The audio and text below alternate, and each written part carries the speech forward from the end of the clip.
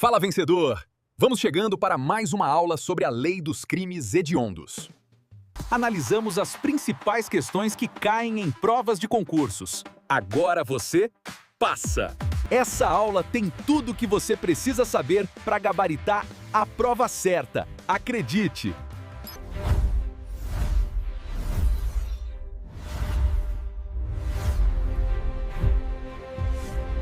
Bem-vindos a mais uma conversa aqui no nosso espaço.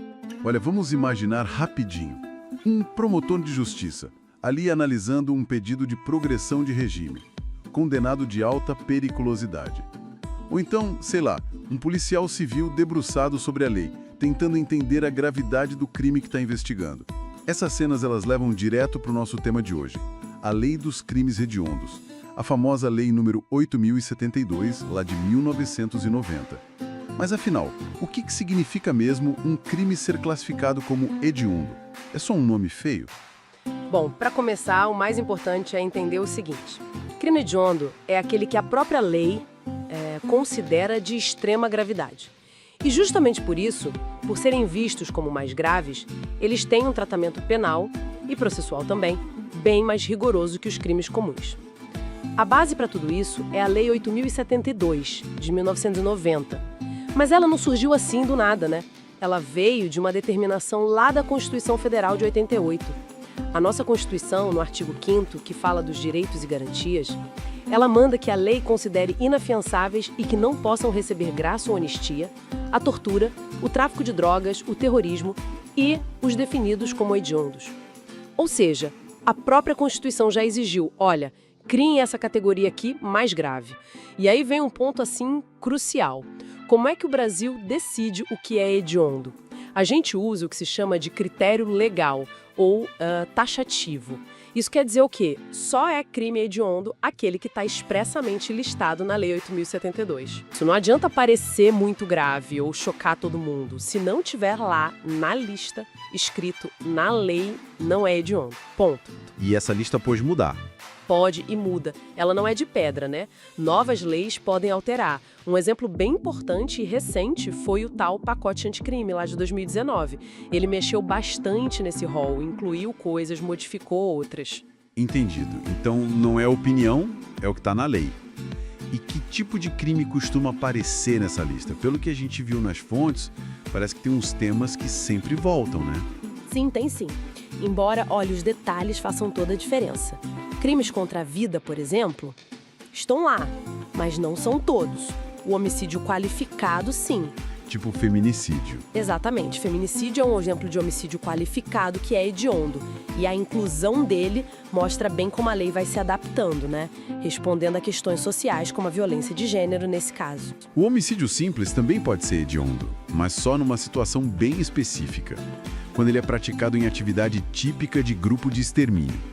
Mesmo que seja por uma pessoa só, agindo naquele contexto. Peraí, então um homicídio comum, sei lá, uma briga que acaba mal, por mais trágico que seja, não entra automaticamente. Não entra, de jeito nenhum.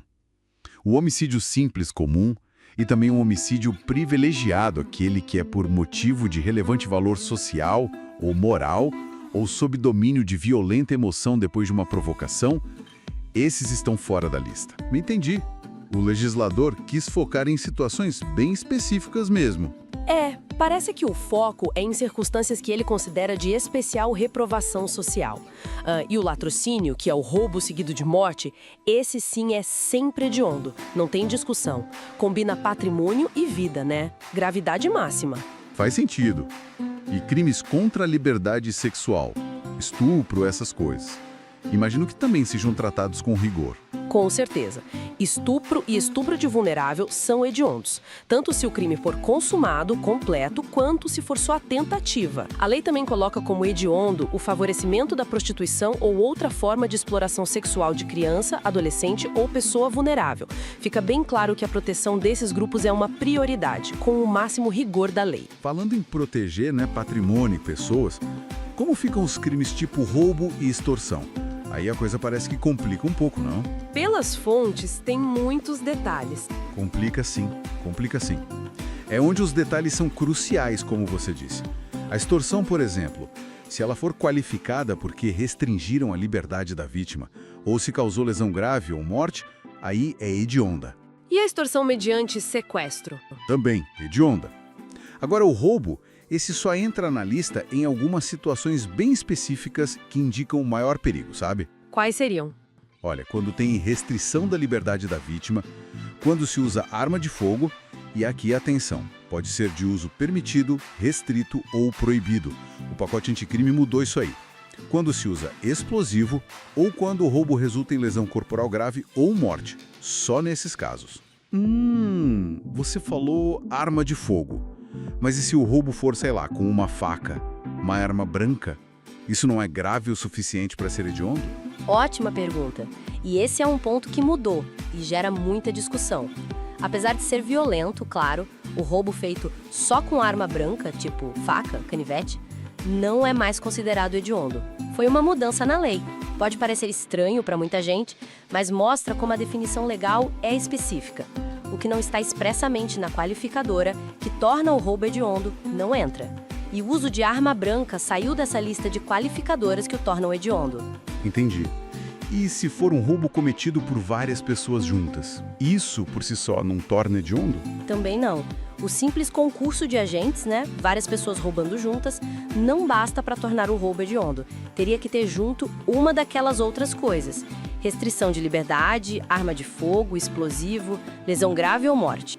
Roubo é com violência ou ameaça. Furto é sem. Furto pode ser hediondo? Parece menos provável. E é mesmo. Em regra, furto não é hediondo. Nem o simples, nem a maioria dos qualificados, tipo arrombamento, escala-muro, 2 ou mais pessoas. Mas tem exceção. Tem uma, bem específica, também incluída pelo pacote anticrime, o furto qualificado pelo emprego de explosivo ou algum artefato parecido que cause perigo comum, tipo explodir caixa eletrônico, sabe? Ah, entendi. O foco é no método que gera um risco maior, coletivo. Exatamente. Parece ser essa a lógica. Um método que causa um perigo maior para a sociedade. Tá claro. E além desses crimes mais comuns, digamos assim, que mais tem nessa lista? Eu vi coisas sobre armas, epidemia. Sim, a lista é bem variada. Tem, por exemplo, epidemia, mas só se tiver resultado morte. Tem também falsificação, corrupção, adulteração de produto medicinal ou terapêutico.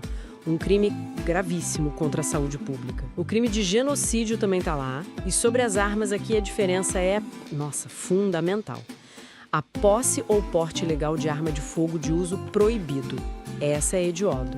A posse ou porte de arma de uso permitido ou mesmo de uso restrito não entrou na lista de hediondos.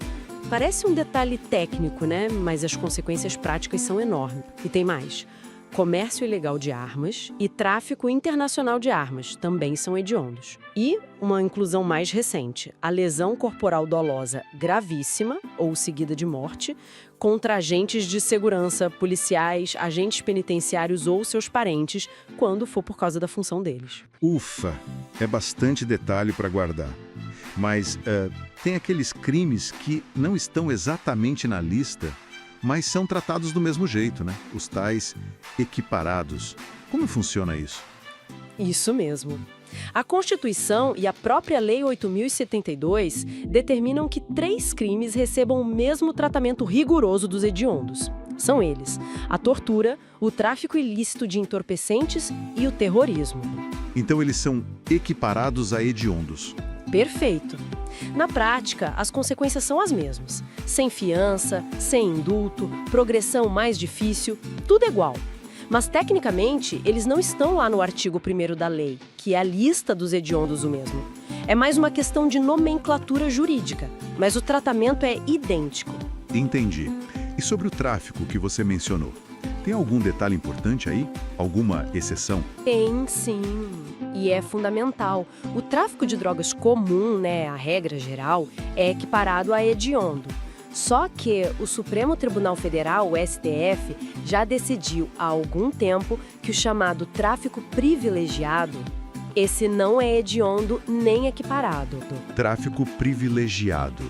O que seria isso? É o caso da pessoa que é primária, tem bons antecedentes, não se dedica habitualmente a atividades criminosas e nem faz parte de organização criminosa. Sabe aquele pequeno traficante, talvez mais ocasional? Ah, entendi. Para diferenciar do traficante profissional, da organização. Exatamente. O STF entendeu que tratar esse caso com o mesmo rigor extremo dos demais seria desproporcional.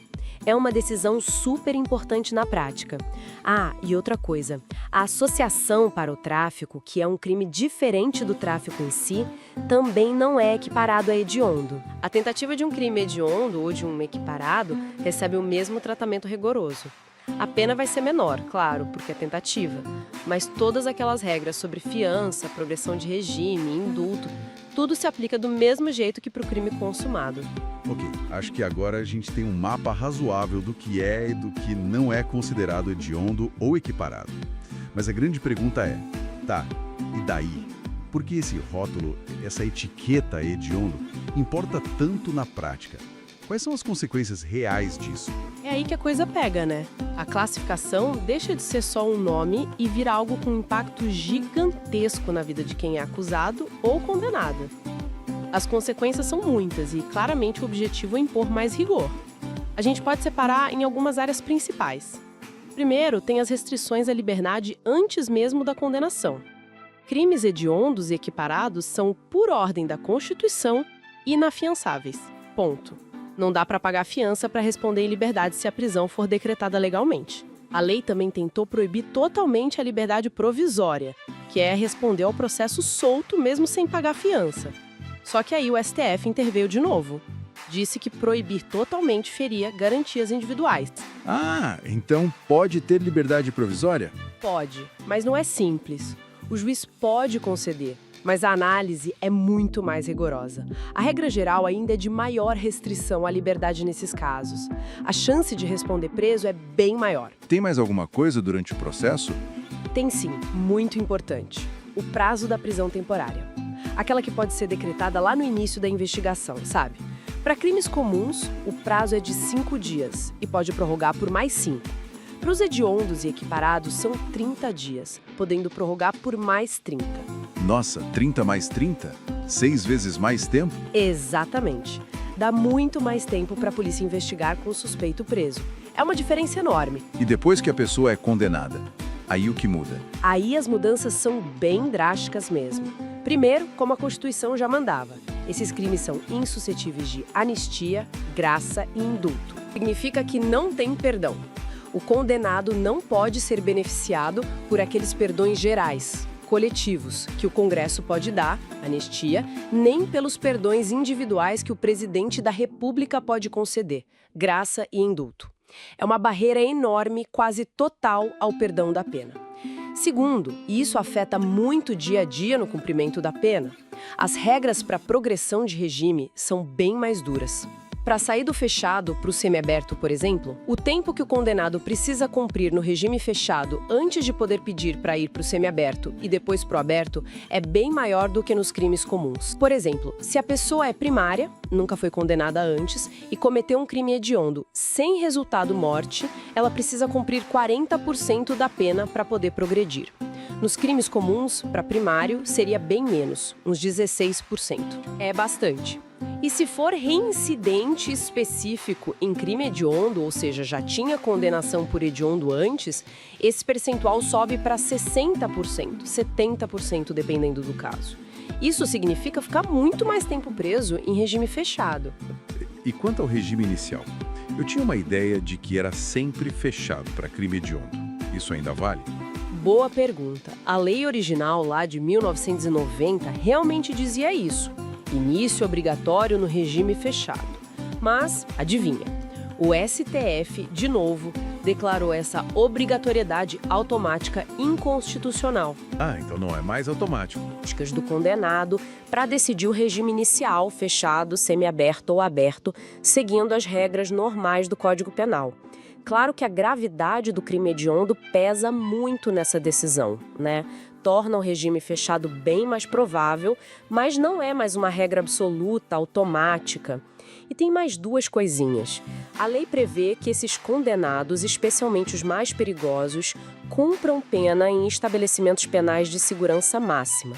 E também tem regras específicas de delação premiada para crimes hediondos cometidos por grupos, que permitem reduzir a pena de quem colaborar com a investigação para desmontar o grupo. Nossa, fica muito claro. A etiqueta hediondo não é só um nome, não é simbólica. Ela muda completamente a trajetória da pessoa no sistema de justiça, né?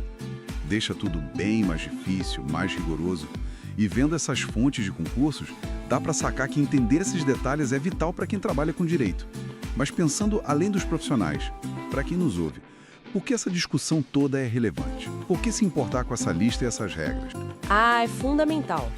Entender o que a nossa sociedade escolhe classificar como hediondo e as consequências que a gente decide atrelar a isso diz muito sobre nós mesmos, sobre nossas prioridades, nossos medos, como a gente pensa a justiça criminal. Essa lista não é neutra, sabe? Ela reflete preocupações sociais do momento. A gente vê isso quando inclui o feminicídio, a exploração sexual de crianças ou crimes com armas muito potentes ou explosivos. Quer dizer que a lei acaba sendo um espelho das angústias da sociedade naquela época. De certa forma, sim. E as mudanças na lei, como as que o pacote anticrime trouxe, mostram que essa definição está sempre em jogo, em disputa política e social. Sempre tem debate. Quais crimes merecem essa resposta super severa do Estado? E será que essa resposta mais dura é mesmo a mais eficaz? Ou a mais justa? Além disso, essas intervenções do STF que a gente comentou na liberdade provisória, no regime inicial, elas mostram uma tensão que existe no nosso sistema. De um lado, o clamor por segurança, por punição mais forte, que muitas vezes vem do Congresso. Do outro, a necessidade de proteger direitos e garantias de todo mundo. Um papel que o judiciário acaba assumindo com frequência. É uma dinâmica bem complexa mesmo. Bom, para a gente recapitular rapidinho então. Crimes hediondos são aqueles que estão expressamente numa lista na Lei 8.072/90. É uma lista taxativa que pode mudar com novas leis. Essa classificação traz consequências bem pesadas, né? Penais e processuais, sem fiança, sem perdão, anistia, graça, indulto, regras mais duras para progredir de regime, prisão temporária mais longa, enfim. E é super importante lembrar dos detalhes. Nem todo crime grave é hediondo. Homicídio simples comum não é. Roubo com faca não é. A maioria dos furtos também não. E tem os equiparados. Tortura, tráfico, menos o privilegiado e terrorismo. Recebem o mesmo tratamento rigoroso. Acho que é isso, né? Síntese perfeita. E para a gente fechar a nossa conversa, eu queria deixar uma provocação no ar para quem nos ouve pensar um pouco depois. A existência dessa lista e o fato dela estar sempre mudando nos faz perguntar: o que a seleção atual desses crimes que a gente considera super graves e também os que ficam de fora, o que isso nos diz sobre o que a gente mais valoriza e o que a gente mais teme hoje como sociedade brasileira?